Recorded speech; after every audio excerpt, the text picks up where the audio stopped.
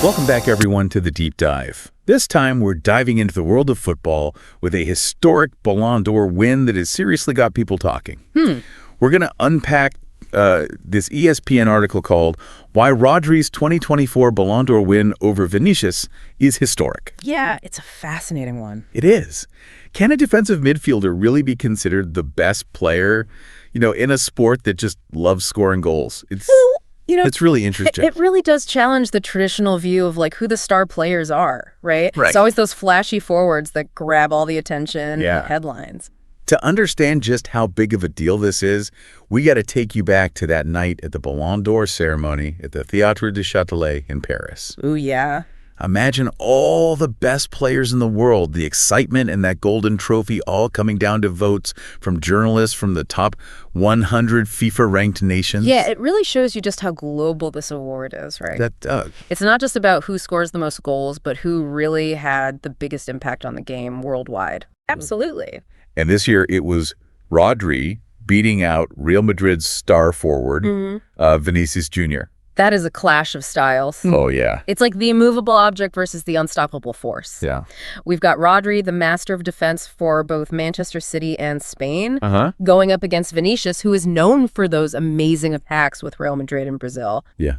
It makes you think, doesn't it? It does. Is it more important to stop a goal or to score one? And this year, it seems like the journalists decided that preventing a goal is what really mattered. We should probably put this into perspective historically, though. Yeah. It's not very often that a defensive player actually wins the Ballon d'Or. No. You have to go all the way back to Fabio Cannavaro in 2006. Remember, right after Italy won the World Cup, to find another defender holding that trophy. And before Cannavaro, you had Matthias Sammer in 96. Oh, yeah? The legendary Franz Beckenbauer, who won it twice in the 70s, and then way back in 63, the only goalkeeper to ever win it, Lev Yashin. Wow, that's a while. Yeah. So for Rodri to win, especially after that cruciate ligament injury that kept him out for part of the season, it's really incredible. It's a big deal. That's a major injury that affects the stability of his knee. But he came back stronger than ever. And remember, this is the same year Vinicius was scoring hat tricks in the Champions League. Yeah, 3 goals in a single match. It's crazy. But when you look at what Rodri achieved this year, it's hard to argue with. Oh, absolutely. He was key in Manchester City winning another Premier League title. Yep. And that was right after their historic treble winning season. Where they won the Premier League, the FA Cup, and the Champions League. Yeah, and we can't forget that Champions League final goal. Oh, man, that goal was something else. I know. And then he goes on to be named Player of the Tournament at Euro 2024, leading Spain to victory. And to top it all off, he anchored an amazing 52-game unbeaten streak in the Premier League. Wow. That kind of consistency is just mind-blowing. It really is. His pass completion rate in the Premier League last season was over 92%. Yes. Meaning he completed over 92% of his passes successfully. That level of accuracy and consistency in distributing the ball is so important for how Manchester City play. So he's not just this defensive wall. He's like the architect of their attacks as well. Exactly. And what's even more interesting is Rodri's view on the Ballon d'Or itself. Okay. He's been quite outspoken about how much marketing plays a role in football. Right. And how it often favors those more exciting attacking players. He actually said in an interview, I hope that sometimes in the next 10 years, we have 1 or 2 players in my position or different position that people can value what they do on the pitch. He's basically saying we need to rethink how we define greatness in football. Right. Are we only going to value individual brilliance in attack? Yeah. Or should we also recognize the tactical genius, the discipline, those often overlooked players who set the stage for that brilliance? Absolutely. And that brings us to the evolution of the defensive midfielder. Yeah. A position that Rodri has arguably perfected. We're going to explore how this role has changed over the years. Yeah. And how Rodri fits into that history right after a quick break. Sounds good. You have to think back to Claude Makélélé, who really transformed this role. Yeah. In the early 2000s, his time with Real Madrid and Chelsea was so dominant, it led to them actually calling it the Makélélé role. So was the defensive midfielder just not as important before Makélélé, or was it just not as recognized? I think it was always there, but Makélélé really embodied it. Yeah. He brought this whole new level of tactical awareness and defensive discipline to the position. So it wasn't just about breaking up attacks. He was actually controlling the whole flow of the game. Exactly. And that's what we see in Rodri, too. Yeah. He's taken that legacy and made it even better. Since Makele, we've seen some other amazing players in this role. Xabi Alonso, Michael Carrick, Andrea Pirlo, Joshua Kimmich, N'Golo, Kanté, Sergio Busquets. All of these guys were masters of the defensive midfield, each with their own style. They all had this incredible ability to read the game, intercept passes, protect the defense, and then launch attacks. Yeah.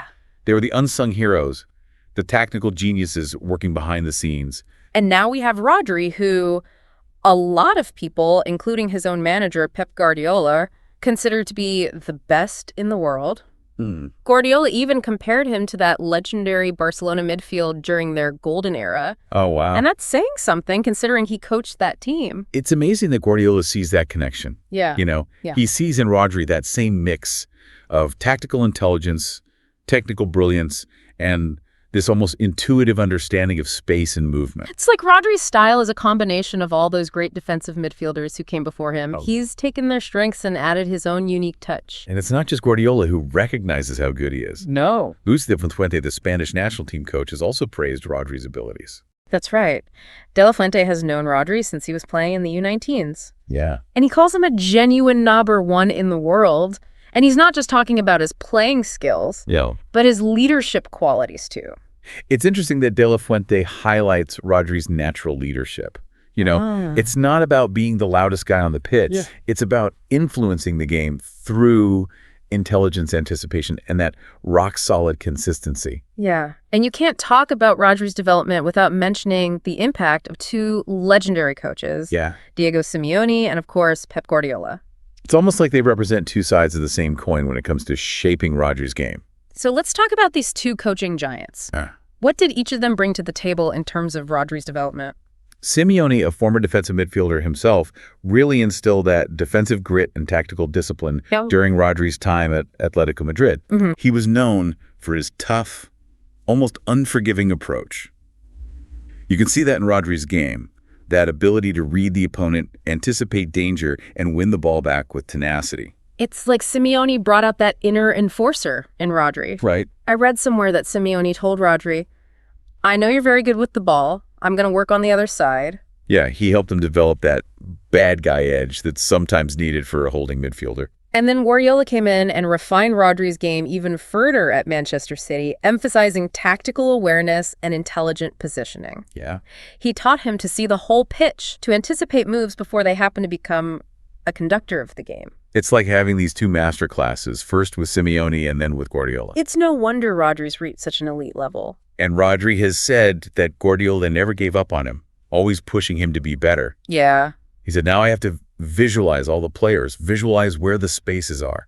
Not only focus on the ball, but also what happens when you don't have the ball. That's the sign of a true master, always trying to improve.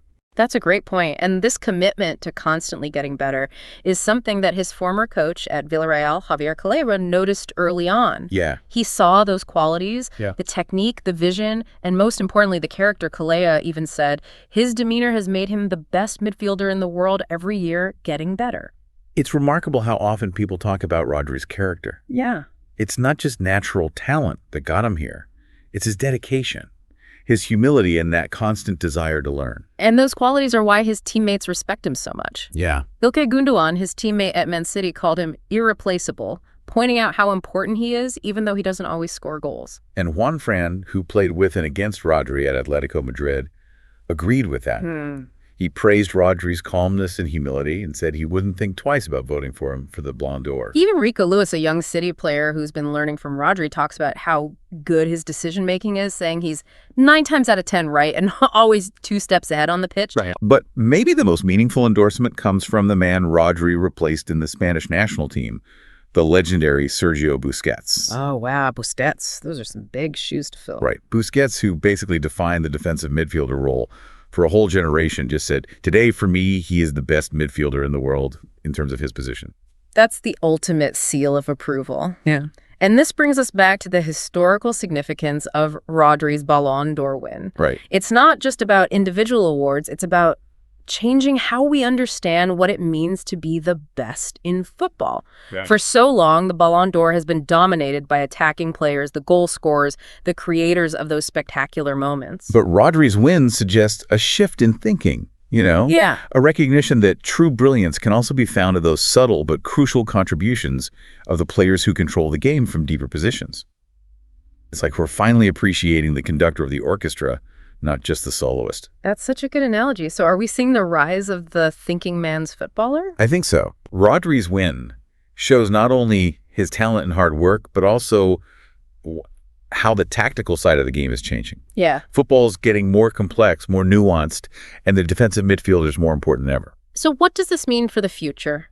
Will we see more defensive midfielders competing for individual awards? Will young players be inspired to play like Rodri? I mean, it's tough to say for certain, but Rodri winning has definitely started a conversation. Yeah. It's challenged how we usually think about what makes a footballer great. Yeah, like we're finally recognizing the brains behind the brawn, the tactical masterminds who are running the game from the shadows.